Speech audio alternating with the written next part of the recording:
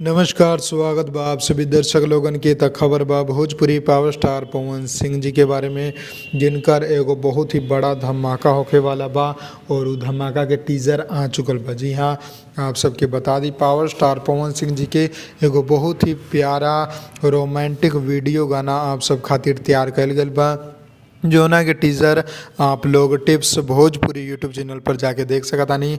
गाना के नाम बा तुमसा कोई प्यारा। जी हाँ, तुमसा कोई प्यारा, जोना के पवन सिंह और प्रियंका सिंह गौले बाड़े।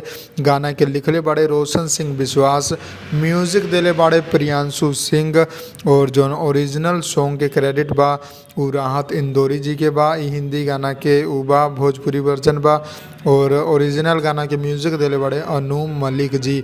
बाकी एकर जोन वीडियो बा में आप लोगन के पवन सिंह, सौंदर्या शर्मा, लेखा प्रजापति आप लोगन के नजर आई है। गाना के वीडियो के रिलीज डेट त अभी ना बतावल गइल बा, फिलहाल टीजर रिलीज कल गइल बा जोना पर लिखल बा कमिंग सून। जी हाँ, तो बहुत जल्द आप लोगन के ई वर्जन सुने के मिली भोजपुरी में।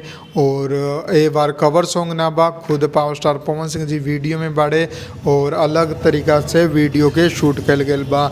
और हाँ, एक बात आप लोगन के कहेला भूल गईनी कि अगर आप लोग के चैनल ना मिले तो ई गाना के जोन टीज़र बा ओकर लिंक हम नीचे डिस्क्रिप्शन बॉक्स में दे देम। आप लोग लिंक पर ओके करके चैनल के सब्सक्राइब कर लेम, जाके वीडियो देख लेम और बताएम कैसन लागल। तो तैयार रही आप लोग, बहुत जल्द इहो धमाका होके वाला बा। जैसे ही एक रिलीज डेट के खुलासा हो जाता आप लोगन के जानकारी हम दे देम। बस आप लोग चैनल के सब्सक्राइब कर ली और बेल आइकन दबा दी, और खबर पसंद आयल बा तो ज़्यादा से ज़्यादा शेयर कर दी। जय भोजपुरी, प्रणाम।